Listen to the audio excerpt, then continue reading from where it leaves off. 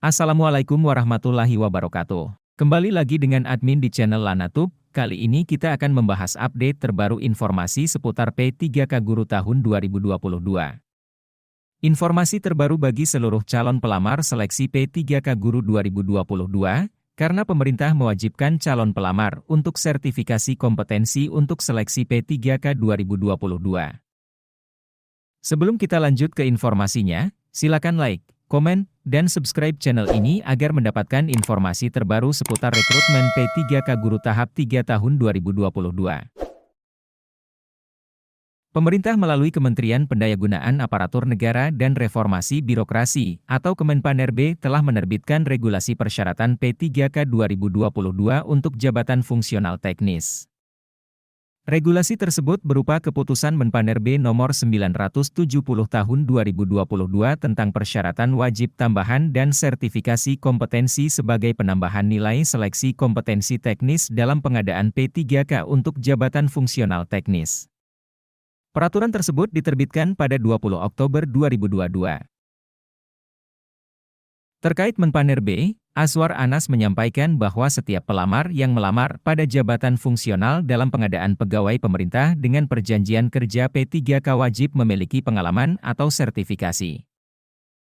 Adapun Kemenpan-RB tersebut membagi dalam 3 kategori, yaitu 1. Pengalaman paling singkat 2 tahun di bidang kerja yang relevan dengan jabatan dilamar untuk jenjang pemula, terampil, dan ahli pertama.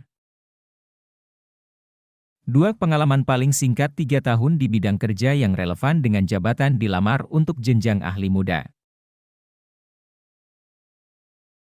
3. Pengalaman paling singkat 5 tahun di bidang kerja yang relevan dengan jabatan dilamar untuk jenjang ahli madya. Persyaratan pengalaman dibuktikan dengan surat keterangan yang ditandatangani paling rendah pejabat pimpinan tinggi pratama, bagi pelamar yang memiliki pengalaman bekerja pada instansi pemerintah.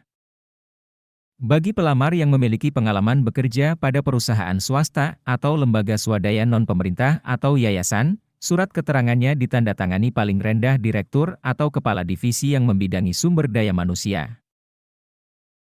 Selain pengalaman, Kemenpan-RB tersebut juga mewajibkan persyaratan sertifikat kompetensi sebagai tambahan nilai seleksi kompetensi teknis.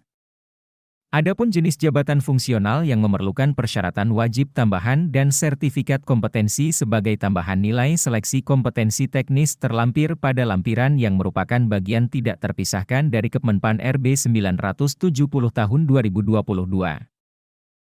Kebijakan tersebut dinilai Nur Baiti sudah meringankan beban honorer K2 tenaga administrasi dan teknis lainnya.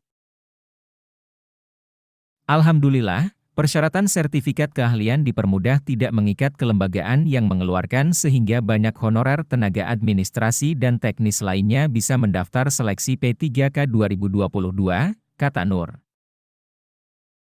Di sisi lain, Nur juga mempertanyakan mengapa banyak sertifikat keahlian yang tidak masuk pada bobot nilai, contohnya seperti komputer, barang jasa, arsiparis.